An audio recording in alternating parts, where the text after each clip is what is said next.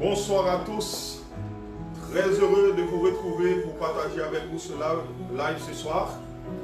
Et aujourd'hui c'est un jour spécial, le jour où notre Seigneur Jésus-Christ a souffert pour nous à la croix. Et ce soir j'aimerais prendre ce temps pour parler un peu de cette œuvre qu'il a accomplie pour chacun d'entre nous. Et juste avant donc, nous allons prier le Seigneur. Tendre Père Céleste, nous nous remettons totalement à toi en cet instant. Toi, le Dieu suprême, toi qui as tout pouvoir, oui, toi qui es tout puissant. Nous sommes faibles, nous le reconnaissons. C'est pour cela que Père, nous nous remettons à toi en cet instant. Et Père, nous voulons encore te confier spécialement tous ceux qui souffrent en ce moment, tous ceux qui ont perdu un être cher. Nous te prions au nom de Dieu de les consoler. Et Père, nous te prions encore pour tous ceux qui souffrent, qui sont malades. Nous savons que tu as encore le même pouvoir de guérison. Nous te prions, ô Père, de les toucher. Et nous te prions spécialement pour la Guyane, ô notre Dieu. Nous te prions d'intervenir, Seigneur. Et Seigneur Dieu, de nous aider, Seigneur. Face, Seigneur, à cette crise. Oui, Père, nous savons que tu as tout pouvoir. Oui, tu peux le faire. C'est pour cela, Père, que nous nous remettons à toi en cet instant. Oui, Père, c'était un jour comme celui-ci. Tu as été à la croix pour nos péchés. Et Père, nous voulons reconnaître, Seigneur, cet acte que tu as fait pour l'humanité en ce soir. Oui, Père, nous te prions pour tous ceux qui vont écouter ces paroles ce soir. Que tu les bénisses, que tu les fasses du bien. Oui, Père, nous nous remettons à toi encore. Nous te prions au nom de Jésus-Christ, ton Fils, qui vit et qui règne au siècle des siècles. Amen. Amen. Nous bénissons le Seigneur pour son amour, pour sa grâce, sa bonté infinie envers nous.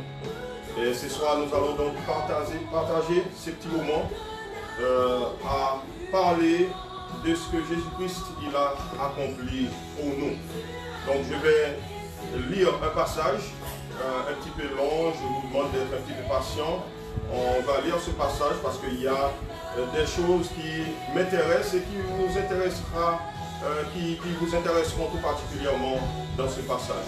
Donc nous allons lire dans Matthieu chapitre 27, on lira du verset 39 à 54. Les passants l'injuriaient et secouaient la tête en disant: toi qui détruis le temple et qui le rebâtis en 3 jours, sauve-toi toi-même. Si tu es le Fils de Dieu, les principaux sacrificateurs avec les scribes et les anciens se moquaient aussi de lui et disaient: il a sauvé les autres et il ne peut se sauver lui-même. Si les rois d'Israël qu'il descende de la croix, et nous croirons en lui. Il s'est confié en Dieu, que Dieu le délivre maintenant, s'il l'aime, car il dit: je suis fils de Dieu. Les brigands crucifiés avec lui l'insultaient de la même manière. Depuis la 6e heure jusqu'à la 9e, il y eut des ténèbres sur toute la terre. Et vers la 9e heure, Jésus s'écria d'une voix forte: Élie, Élie, lama sabachthani, c'est-à-dire: mon Dieu, pourquoi m'as-tu abandonné? Quelques-uns de ceux qui étaient là, l'ayant entendu, dirent: il appelle Élie. Et aussitôt l'un d'eux courut prendre une éponge qu'il remplit de vinaigre, et l'ayant fixée à un roseau, il lui donna. Mais les autres disaient: laisse, voyons si Élie viendra le sauver. Jésus poussa de nouveau un grand cri et rendit l'esprit. Et voici, le voile du temple se déchira en deux, depuis le haut jusqu'en bas.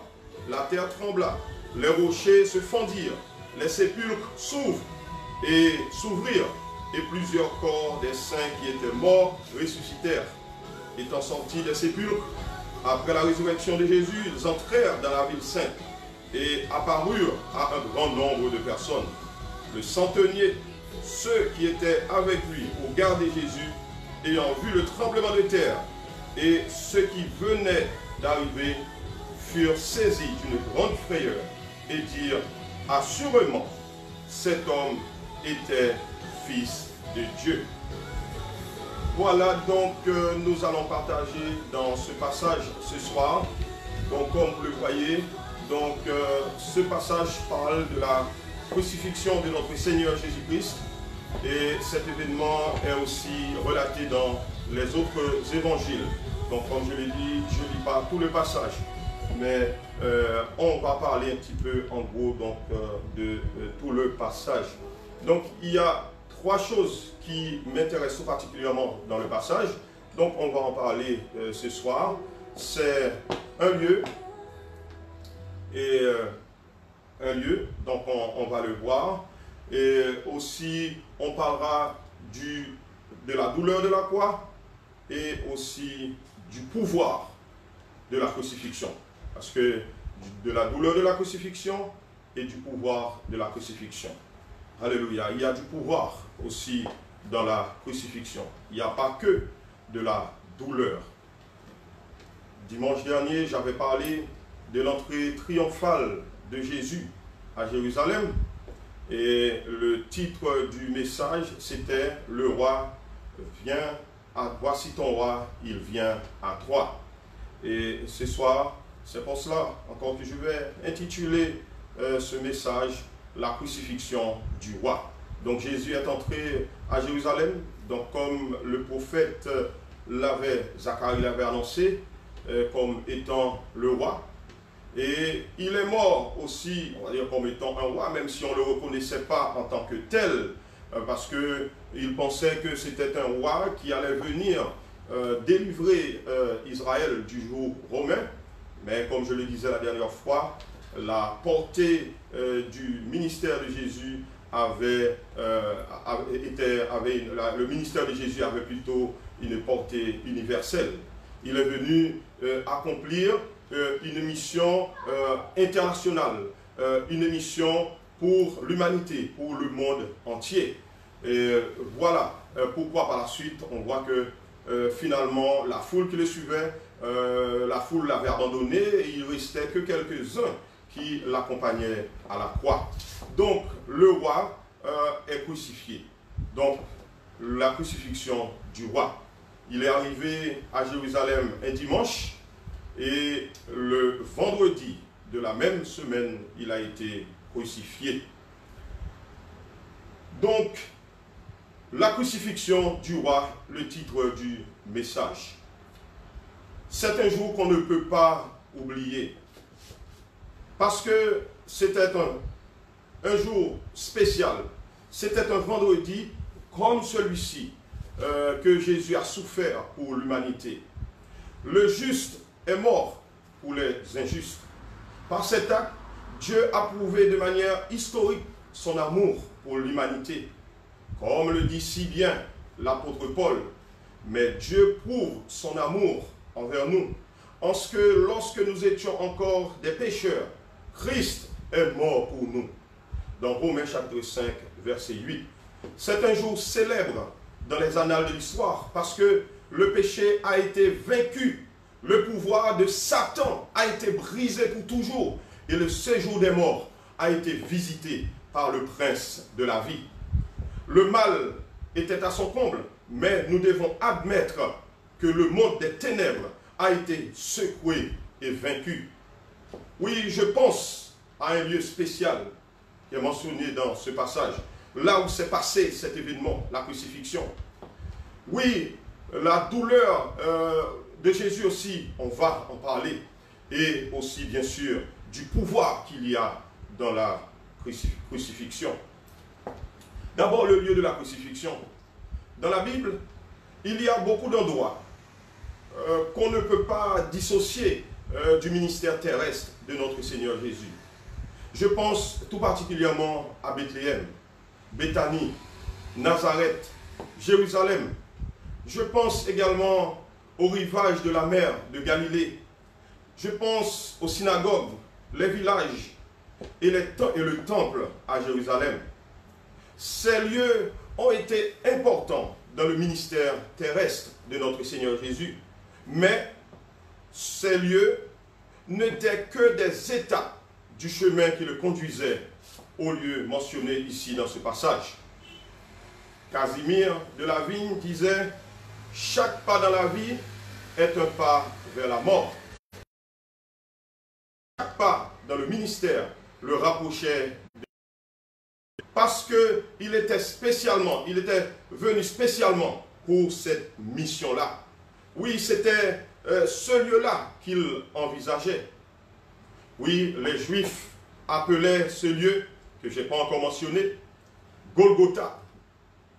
Pour les Grecs, c'était le lieu du crâne, comme on le lit dans la Bible de la version grecque, Craniou Topos. Et pour les Romains, c'était le calvaire, c'est-à-dire les Romains appelaient ce lieu le calvaire. Ce lieu situé sur l'une des collines de Jérusalem était connu par tous comme le lieu du crâne. C'était un lieu spécial. Je dois dire que c'était un lieu, c'était un endroit qui était à la fois, ou qui est à la fois historique et prophétique. Cette colline a été le lieu d'exécution des milliers de criminels et d'autres personnes considérées comme ennemis du gouvernement romain. Les habitants de Jérusalem connaissaient très bien cette montagne. Cette colline faisait partie de la même arête sur laquelle le temple lui-même a été construit. C'était également là qu'Abraham avait emmené son fils Isaac des siècles plus tôt pour l'offrir en holocauste à Dieu, dans Genèse chapitre 22. Oui, ce passage aussi m'intéresse tout particulièrement parce que c'est l'arrière-plan de ce passage qu'on vient de lire. Ce passage est l'une des images, on va dire, les plus claires de l'Ancien Testament, de la mort du Fils de Dieu au calvaire. Les versets 5 et 14 forment, comme je le disais, l'arrière-plan de notre texte d'aujourd'hui. Au verset 8 de Genèse 22, Abraham dit, lorsque Isaac lui a demandé, mais papa, il y a le bois, mais où est l'agneau? Le feu, mais où est l'agneau? Eh bien, Abraham, il a répondu, il a répondu, mon fils, Dieu se prouvera lui-même, un agneau pour l'Holocauste. Les mots de ce verset sont significatifs. Et le 10e verset de Genèse 22 est le verset 14, où la Bible dit, à la montagne de l'Éternel, il sera pourvu. C'est une ancienne prophétie qui prédisait que Dieu donnerait son agneau sur cette montagne-là, sur le lieu du crâne. C'est ce que nous sommes en train de voir dans Matthieu chapitre 27. C'était un endroit prophétique. C'est là que notre Sauveur a connu, il y a un peu plus de 2000 ans, des tortures, de la moquerie et la moquerie. Oui, c'est dans ce lieu-là. C'est un endroit spécial. C'est là que le Seigneur est mort pour nous. On a parlé, bien sûr, de l'aspect prophétique de ce lieu et aussi de son aspect historique. Mais on va aussi parler de la douleur de la crucifixion. Jésus a enduré la douleur de la croix. Les auteurs des évangiles ne donnent pas, on va dire, trop de détails de la manière dont s'est passée la crucifixion. Parce qu'en leur temps, ce moyen d'exécution était si commun. Ils avaient donc trouvé que c'était inutile de faire une description détaillée de l'événement. Ainsi, nous avons seulement les mots concis des évangélistes. Pilate, ayant fait battre des verges, Jésus le livra à eux pour être crucifié, et ils l'ont crucifié. Mais les évangélistes nous le disent aussi, avant d'arriver au calvaire, Jésus-Christ a beaucoup souffert. Jésus-Christ, avant d'arriver au calvaire, est resté éveillé toute la nuit. Il est comparu 4 fois devant le juge. Il a été battu par les Juifs. Il a été battu aussi par les soldats romains. Il a été raillé, ridiculisé. Il a été craché dessus et il a été forcé de porter sa croix au calvaire. quelle souffrance, oh, notre Seigneur Jésus-Christ a dû endurer. C'était pour vous et pour moi. Il a enduré les souffrances de la croix. Tandis que Jésus supportait l'agonie de la croix. Ceux qui étaient au calvaire ce jour-là ont fait tout en leur pouvoir pour augmenter sa souffrance, ses douleurs. Les soldats qu'il avait cloués à la croix étaient à ses pieds, tirant au sort ses vêtements. Les passants et les leaders religieux le ridiculisaient. Même l'un des deux brigands, accroché aussi à la croix, se moquait de lui. La seule compassion qu'il a eue ce jour-là venait d'un petit groupe de personnes. Ce petit groupe qu'il avait accompagné depuis Jérusalem. Et on sait que lorsque Jésus-Christ est entré à Jérusalem, il y avait une grande foule qui l'accompagnait. Il y avait des gens qui le précédaient et des gens qui le suivaient. La foule était immense. Et tous ces gens-là l'avaient abandonné. Au contraire, c'était eux qui criaient « Crucifiez-le ». Oui, il faut faire attention aux foules. Parfois, les foules sont hypocrites. Les foules, parfois, ont des motivations un peu différentes des vrais croyants, de ceux qui s'attachent vraiment à Jésus. Oui, ils ont parfois une motivation différente de ceux qui suivent réellement Jésus-Christ. Oui, il restait qu'un petit groupe. Donc, il faut faire attention. Et je pense que le message est pour vous aujourd'hui. Il faut faire confiance à Jésus. Il faut servir Jésus-Christ pour qui il est vraiment. Il est le Sauveur. Il est celui qui est mort pour vous à la croix. Il faut suivre Jésus pour qui il est. Même si vous êtes le seul à le faire, faites-le quand même parce qu'il est vraiment le Sauveur. Il est celui qui vous sauve. C'est pour cela que j'aime beaucoup ce cœur qui dit si mes amis s'en vont, qu'importe moi, j'irai. Même si mes amis abandonnent, mais moi, je suivrai le Christ. Parce qu'il a payé le prix pour moi. Il est mort pour moi à la croix. C'est grâce à lui que je peux vivre aujourd'hui. C'est grâce à lui que je peux mener aujourd'hui une vie victorieuse sur le péché. Même si mes amis s'en vont, qu'importe moi, j'irai. Non, non, je ne regarderai plus en arrière. Je regarde vers la croix. Je regarde vers la vie. Parce que Jésus-Christ a déjà triomphé la mort, le péché à la croix pour moi. Je dis oui à Jésus-Christ et non au monde. Oui, Jésus-Christ a enduré les douleurs de la croix. Oui, nous voyons qu'il y a des douleurs, qu'il y avait des douleurs, de la souffrance, mais il y avait aussi du pouvoir dans la crucifixion. Il y avait du pouvoir. À la croix, quand il a crié, tout est accompli. Nous trouvons ce verset dans Jean chapitre 19 au verset 30.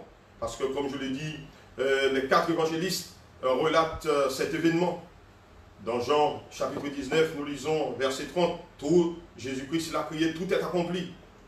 C'est-à-dire que la rédemption a été garantie pour tous ceux qui croyaient, qui croient et qui croiront encore en lui. L'apôtre Jean souligne même la valeur universelle de l'œuvre expiatoire de Christ à la croix. Quand il dit, il est lui-même une victime expiatoire pour nos péchés. Non seulement pour les nôtres, mais aussi pour ceux du monde entier. 1 Jean chapitre 2, verset 2. Oui, c'est ce que l'évangéliste dit ici dans ce passage. Oui, la mort de Christ est universelle. Oui, Christ est mort pour tout le monde. À travers sa mort, il nous a sauvés de la mort éternelle. L'apôtre Paul le dit dans Romains chapitre 6, verset 23, car le salaire du péché, c'est la mort. Jésus-Christ a payé pour nous. Il a pris sur lui nos péchés. Mais le don gratuit de Dieu, c'est la vie éternelle en Jésus-Christ. C'est en Jésus-Christ que nous avons la vie éternelle. Pourquoi? Parce qu'il est mort pour nous. Et en sa personne, nous sommes morts aussi pour nos péchés. Et en Christ, nous vivons. Nous avons la vie. Il a pris la place des coupables devant la barre du jugement de Dieu. Et garantit la justification par son qui lui font confiance comme sauveur. C'est l'apôtre Pierre qui le dit dans 1 Pierre chapitre 1er, versets 18 à 19. Sa mort à la croix libère les victimes du péché. Nous avons été victimes du péché, mais Christ nous a libérés. Il nous a rachetés. Oui, il nous donne la victoire et le péché ne peut plus dominer sur nous.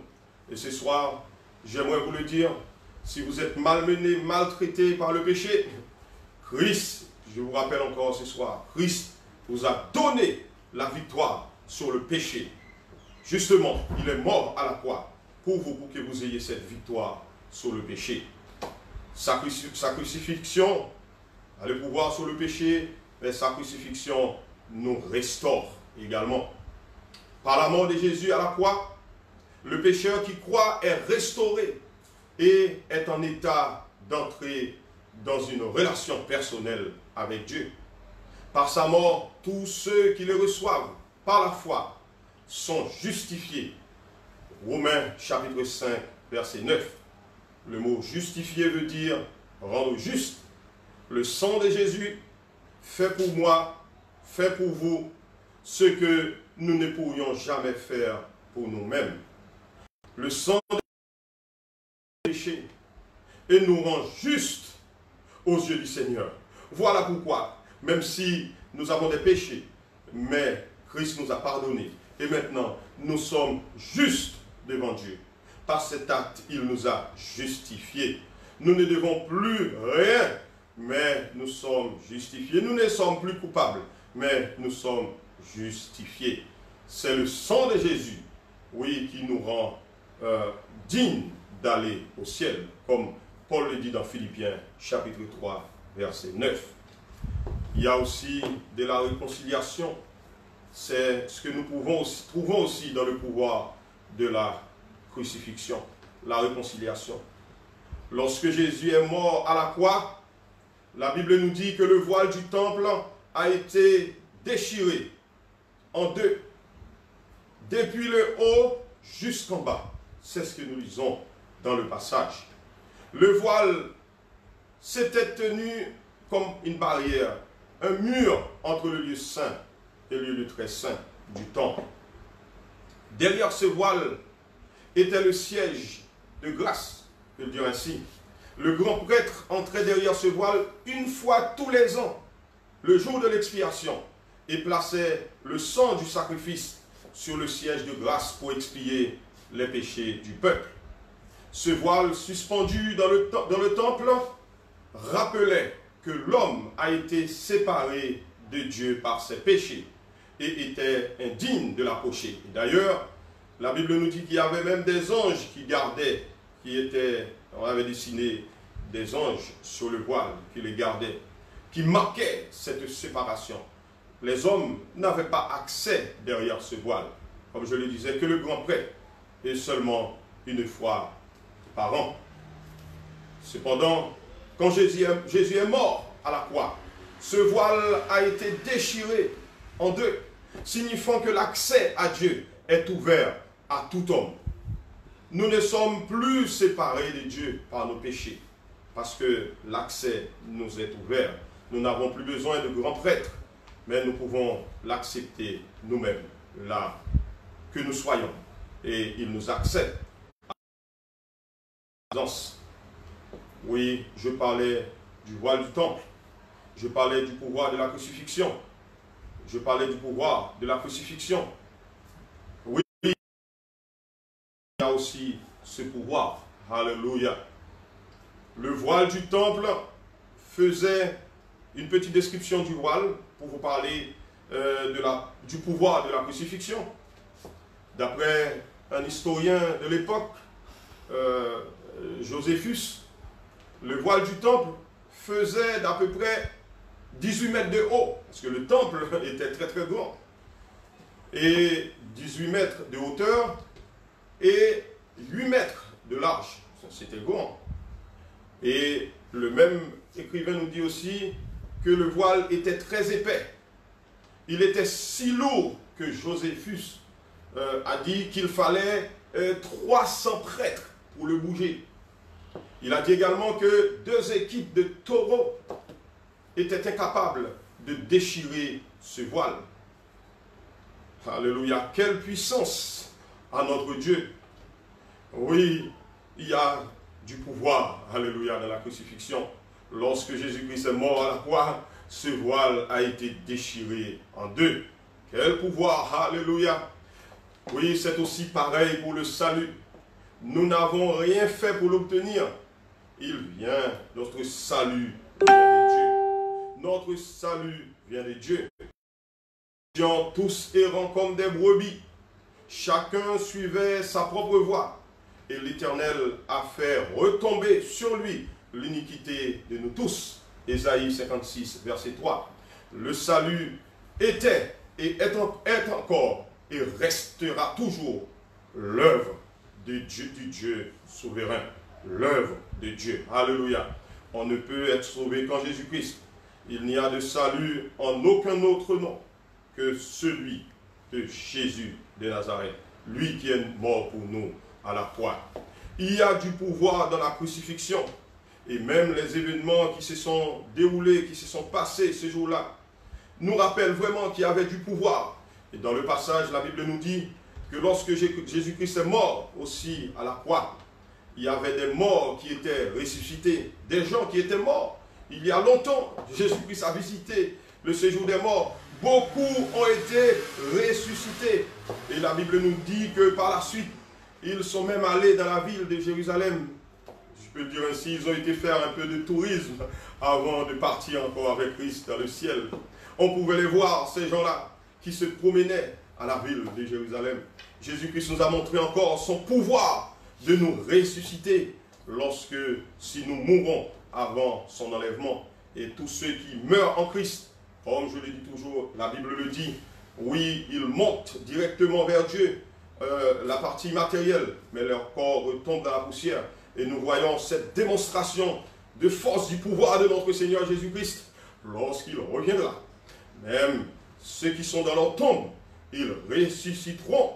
Ces corps qui sont décomposés, qui sont partout dans le monde, dont cette part croît, ces corps-là sont réduits. Eh bien, Jésus-Christ a ce pouvoir de ressusciter des corps pour que ces corps soient unis à leur esprit. Et ces corps deviendront glorieux comme celui de Christ. Quel pouvoir! Alléluia! Béni sois-tu notre Seigneur. Merci d'avoir fait de moi, l'un de tes enfants, oui, qui bénéficie, alléluia, de cette œuvre que tu as accomplie pour nous à la croix. Béni sois-tu Seigneur. Louange, honneur, gloire soit à toi ce soir. Merci Seigneur. Que le Seigneur vous bénisse tous. Alléluia. Que cette puissance s'exerce dans la vie de chacun d'entre nous. Que le Seigneur vous bénisse.